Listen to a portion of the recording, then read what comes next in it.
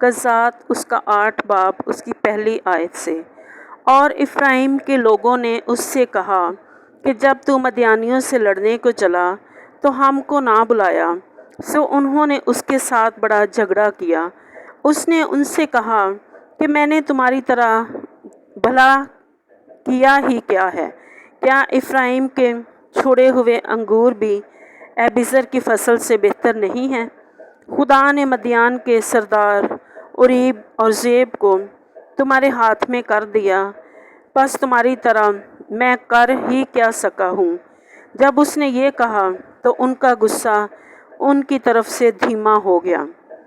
تب جدعون نے اور اس کے ساتھ کے 300 آدمی، جو باوجود تھکے ماندے ہونے کے پھر بھی پیچھا کرتے ہی رہے تھے، یردن پر آ کر پار اترے۔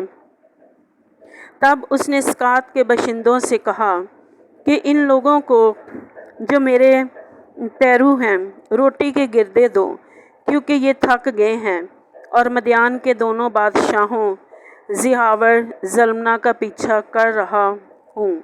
سکات کے سرداروں نے کہا، کیا زیباور زلمنا کے ہاتھ اب تیرے قبضہ میں آ گئے ہیں جو ہم تیرے لشکر کو روٹیاں دیں؟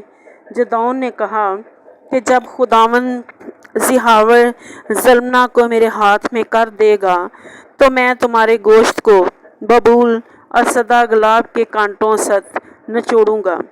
پھر وہاں سے وہ فنویل کو گیا اور وہاں کے لوگوں سے بھی ایسی ہی بات کہی، اور فنویل کے لوگوں نے بھی اسے ویسا ہی جواب دیا جیسا سکاتیوں نے دیا تھا۔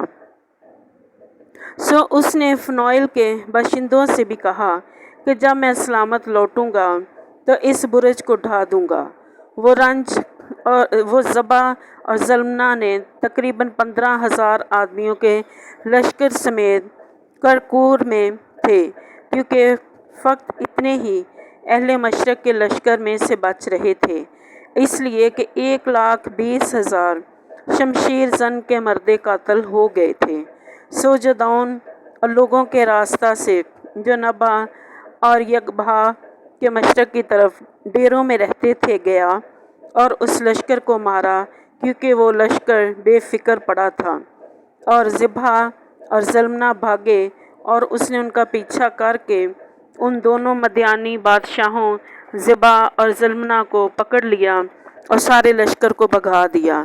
اور یواس کا بیٹا جدعون فرس کی چڑھائی کے پاس ست جنگ سے لوٹا، اور اس نے سکاتیوں میں سے ایک جوان کو پکڑ کر اس سے دریافت کیا، سو اس نے اسے سکات کے سرداروں اور بزرگوں کا حال بتا دیا جو شمال میں 77 تھے۔ تب وہ سکاتیوں کے پاس آ کر کہنے لگا کہ زبا اور زلمنا کو دیکھ لو، جن کی بابت تم نے تنزن مجھ سے کہا تھا کہ کیا زبا اور زلمنا کے ہاتھ تیرے قبضہ میں آ گئے ہیں؟ کیا ہم تیرے آدمیوں کو جو تھک گئے ہیں روٹیاں دیں؟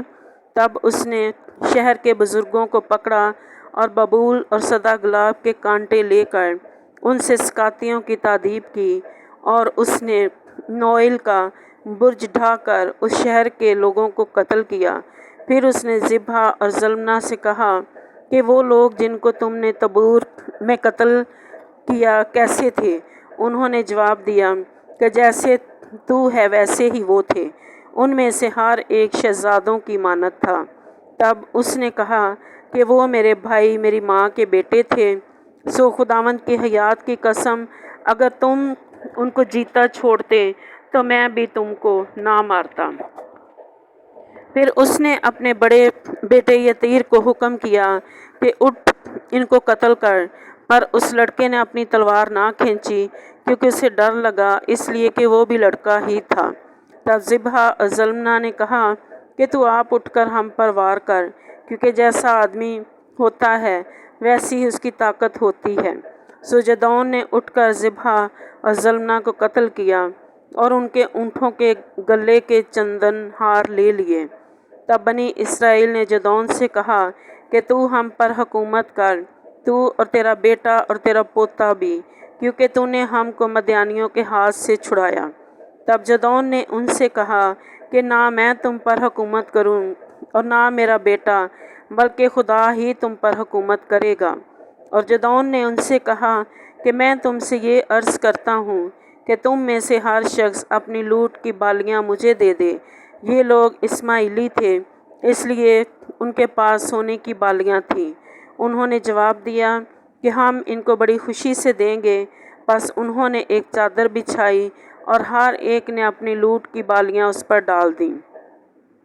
سو وہ سونے کی بالیاں جو اس نے مانگی تھیں وزن میں 1700 مسکال تھیں، علاوہ ان چندن ہاروں اور جھمکوں اور مدیانی بادشاہوں کی ارغوانی پوشاک کے جو وہ پہنتے تھے، اور ان زنجیروں کے جو ان کے اونٹوں کے گلے میں پڑی تھیں۔